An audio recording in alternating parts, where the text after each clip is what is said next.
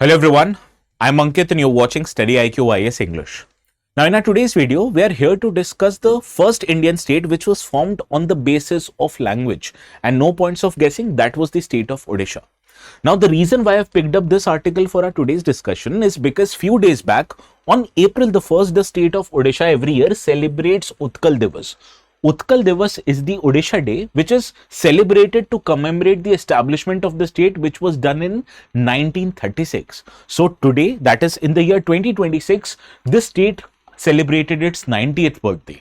Now to mark the celebration, Madam Draupadi Murmu, who is the President of India, who also hails from the state of Odisha, she highlighted towards the contribution the state of Odisha has made towards India's freedom struggle. So in our today's video, we'll try to understand what is the history behind the formation of the state and who all played an invaluable and instrumental role in the formation of the state. Now the notes which I will be using in our today's session, in case if you want to download them, you can do so by going to a Telegram channel called as ATS Live. And while you're at it, please do not forget to subscribe to the channel also.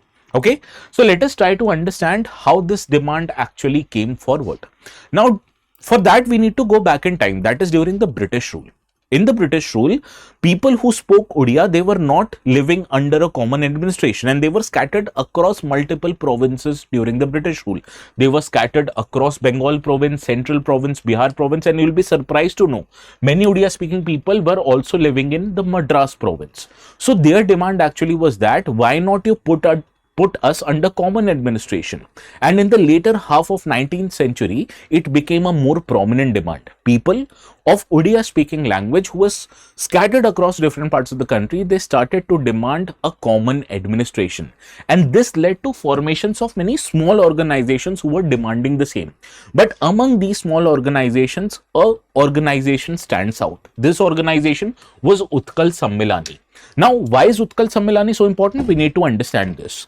Now, Utkal Sammilani was the organization which championed the cause for unification of Odia-speaking regions into a single territory, and it was led by Mr. Madhusudan Das, who is also given the title of Utkal Gaurav, that is Pride of Odisha.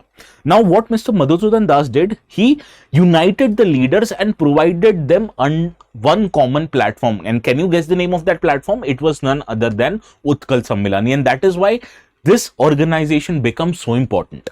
So let us try to understand how this organization actually raised this demand and popularized this demand. Now, this organization's first important meeting happened in the city of Cuttack in 1903, and the participants of this meeting was very wide. It included princely, state rulers, zamindars, lawyers, that are the notable and the noble sections of the society, but it also included common people like students. And in the subsequent annual conferences, the demand was raised in form of a resolution which was passed, and it alerted the authorities, that were British authorities, that people of Odia speaking language, they are demanding the same, that is to unify them under a common administration. Now, what was notable about Utkal Sammilani is that their movement was largely non-violent because there is absence of major violence, and their demand was characterized by conferences, seminars, youth sessions, intellectual discourses, and most importantly, creating pressure on the administration by raising petitions. So when no violence is involved, it automatically gives you a moral high ground as against the British rule, right? Now, what happened actually, under the pressure of Odia speaking population, the British government at that time formed a 4-member subcommittee which was led by Clement Attlee.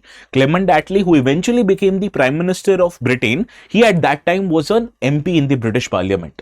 Now, the purpose of this committee was that it will look into the matter of the demand for creation of a separate province which was meant for Odia speaking population.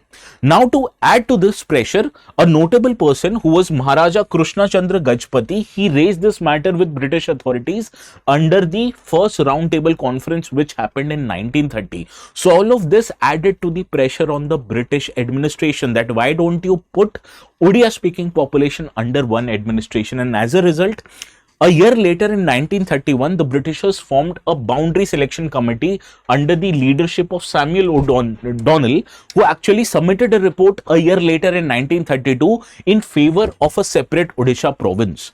And several Odia-speaking regions at that time, even after the submission of the report, like Parakulmandi and Jaipur, which was the part of Madras province, they were not included in the separate province that was meant for Odia people. And this was not acceptable to many Odia nationalists, and that is why they even created more pressure on the British to relent to their demand. And their demand actually culminated into formation of Odisha, that was at that time called as Orissa, in April 1st, 1936. Now, beside these two people, Mr. Madhusudan Das and the ruler Gajapati, there were many other notable personalities who contributed to this demand. They included Gopabandhu Das, Pandit Neelkant Das, Fakir Mohan Senapati, Maharaja Sri Ram Chandra Bhanjadev, as well as Vikram Dev Burma, right? So these people, the culmination of efforts all these people made actually led to formation of Odisha back in 1936. And Odisha, Orissa as it was called back then, it continued to remain as the state of Orissa up till 2011. And at that time, the state was called as Orissa and the language that the people spoke was known as Oriya. Right?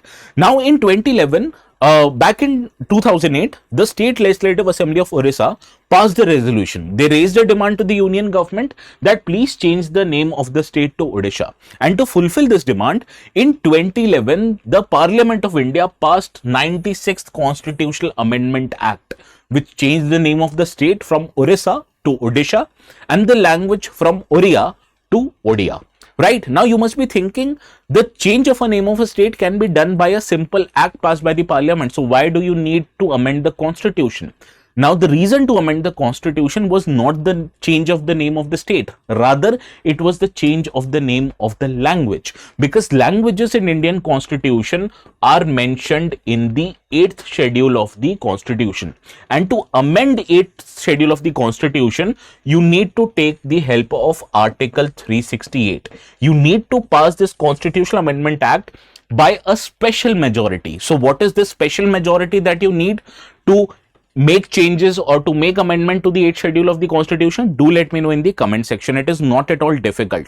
This is a special kind of a majority that you need. So what is this majority? I'm trying to ask you. Please do let me know in the comment section. Now, there is a question that has been asked on the processes of constitutional amendment many times in the previous year questions. So we'll try to solve one of those questions, but before that, there's an important announcement. Now, the topic we dealt with actually interplays modern history with that of polity. Now, such similar linkages are very important if you are preparing for UPSC exam.